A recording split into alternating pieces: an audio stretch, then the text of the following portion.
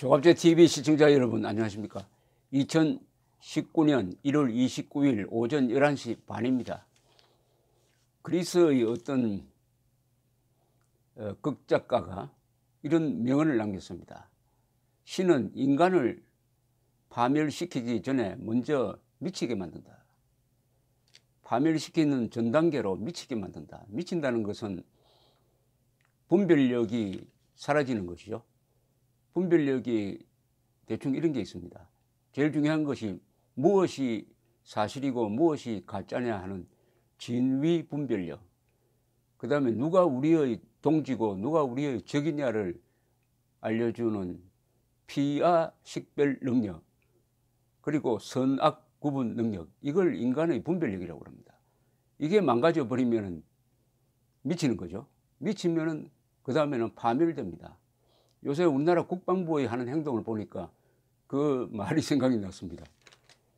지금 한일 레이더 갈등으로 서로 티격태격하는데 지금까지 양쪽이 제시하는 증거를 제3자 입장에서 객관적으로 보면은 한국 국방부의 설명에 신뢰가 가지 않습니다. 석연치 않는 점이 너무 많아요. 여러 번 제가 지적을 했습니다. 이것은 일본이냐 한국이냐의 문제가 아닙니다. 왜냐, 일본군과 한국군은 이게 서로 우방국끼리의 사이입니다. 따라서 제일 중요한 것은 무엇이 진실이고 무엇이 가짜냐 하는 것을 가리는 것입니다. 국방부가 거짓말을 해도 한국은 무조건 국방부 편을 들어야 된다. 이것은 국가 이익에 치명적 훼손을 가하는 것입니다. 적과 아군 사이는 다릅니다. 아군이 적에 대해서 거짓말을 해도 그것은 아군 편을 들어야 됩니다. 그러나 우방국끼리는 진실에 기초해야 됩니다. 진실에 기초하지 않은 우방관계는 있을 수가 없습니다. 우방이라는 것은 정확한 정보를 공유한다는 뜻입니다. 정확한 정보 공유가 안 되면은 우방국끼리, 동맹국끼리 같이 합동작전을 할 수가 없는 겁니다. 일본 자위대는 한국의 동맹군은 아니지만은 준동맹군입니다. 왜냐하면 한미일 연합 방위체제가 지금 작동하고 있으니까요. 그래서 한일 레이더 갈등이 이제 또 새로운 단계로 접어드는데 며칠 전에 국방부가 일본 초계기가 또 근접 비행을 했다. 위협 비행이라고 했습니다. 위협 비행. 이 위협 비행이란 말을 쓰면은 우리 군이 겁쟁이가 됩니다. 왜 겁쟁이가 됩니까? 일본 초계기는 전투기가 아니에요. 그리고 일본 초계기가 우리 함정에 접근한다고 해가지고 우리 함정을 뭐 공격할 수단도 없을 뿐만 아니라 의도도 없는 거 아닙니까? 그렇다면 아무리 가까이 와도 이건 위협 비행이 아닙니다. 위협 비행일 수가 없어요. 그런데 막강한 우리 해군 함정이 초계기 하나가 우리 주장은 500m까지 접근한다고 해가지고 그걸 위협으로 간주할 것 같으면 이런 겁쟁이가 어디 있습니까? 세상에 초계기를 위협 대상으로 본다면 그 해군은 어느 시대 해군입니까? 임진왜란 때 해군입니까? 이런 자기 비하 용어를 마구잡이로 쓰고 있는데 여기 또 어제 더불어민주당의 이 국방부가 대책을 합동참모본부가 더불어민주당에 보고를 했다는데 이게 과연 맞는 건지, 합동참모본부가 왜 더불어민주당에 보고를 하는지 모르겠네요. 합동참모본부가 청와대에 보고를 해가지고 청와대에서 더불어민주당에 알려주는 건 괜찮지만은 합동참모본부가 왜 더불어민주당에 보고를 합니까? 작전 상황을.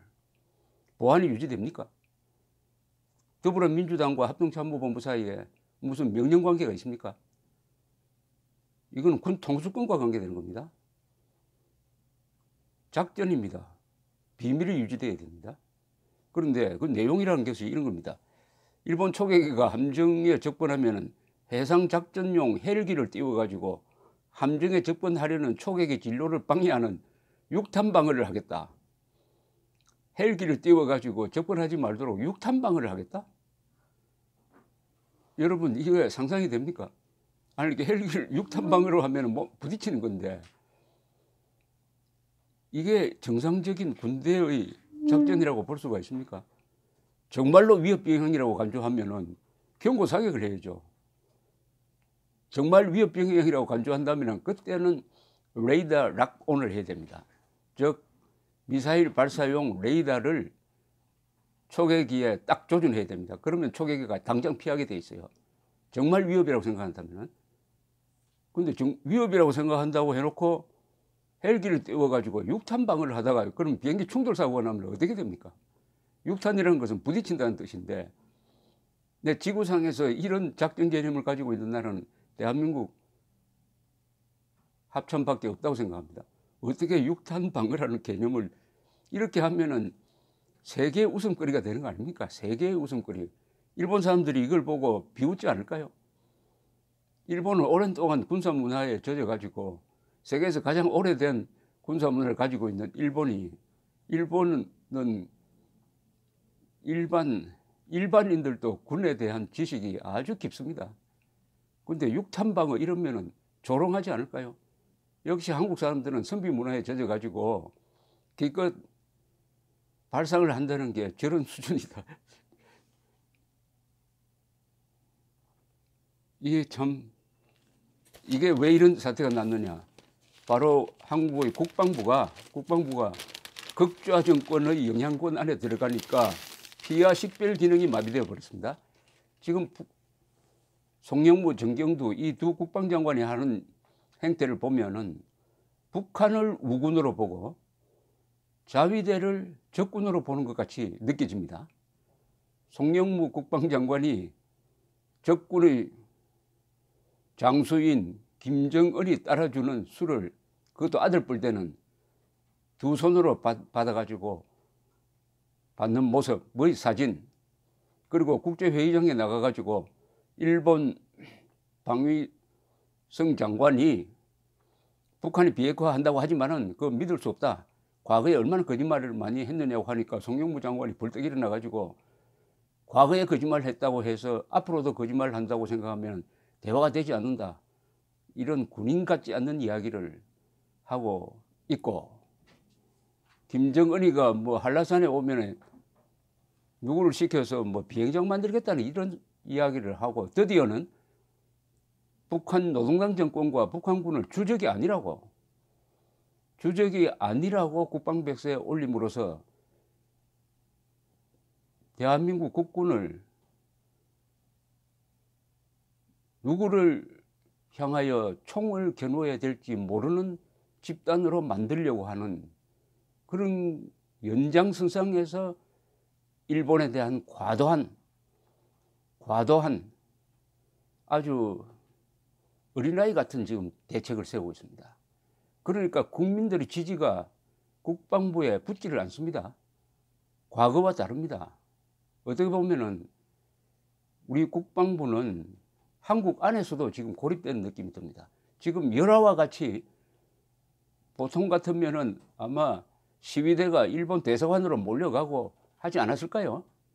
위협비행이라고 한다면 국방부의 위협비행이라는 말을 만약 우리 국민들이 진정으로 믿는다면 이렇게 가만히 있지 않죠.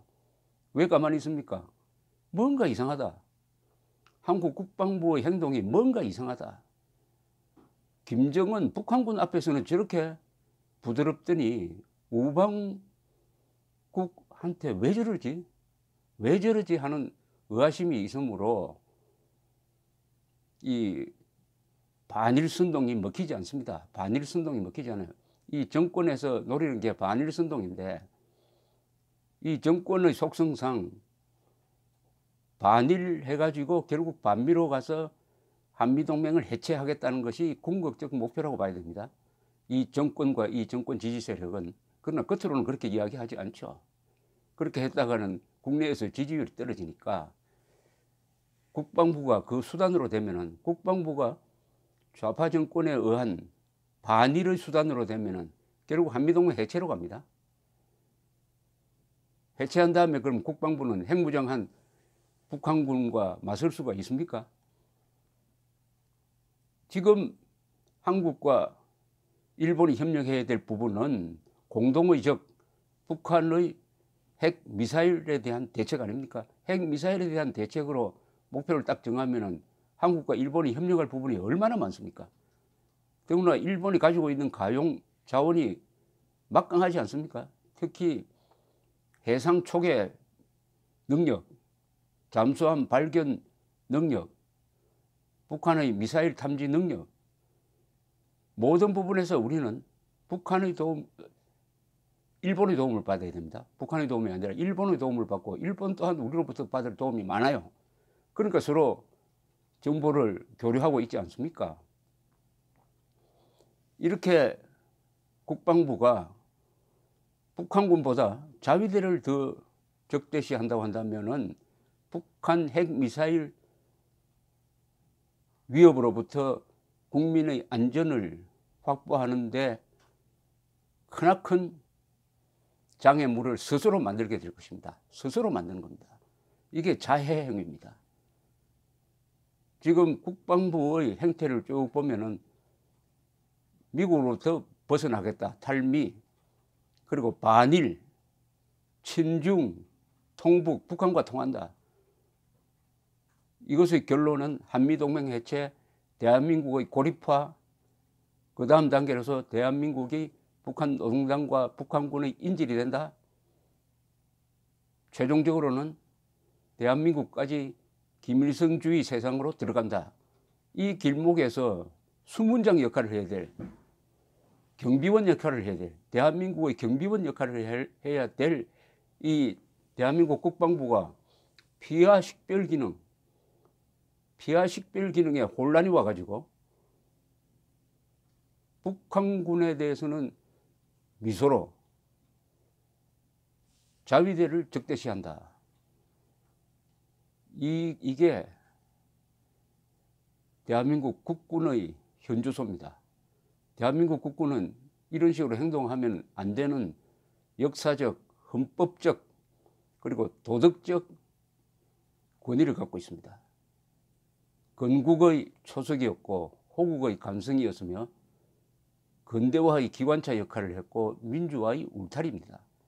그리고 자유통일로 나아가서 인류 국가를 만드는 과정에서 무력으로 뒷받침해야 할 위대한 군대입니다. 이 위대한 군대가 어떻게 송영무, 정경두 같은 국방장관을 만나게 되었는지, 물론 극좌 정권이 좋아하니까 그렇게 된 모양인데, 지금 30만 명이 이 나라를 공산주의자로부터 지키기 위해서 목숨을 바쳤습니다. 정경두 국방장관은 권력의 비호를 받으면 한 2년간은 안전하겠죠.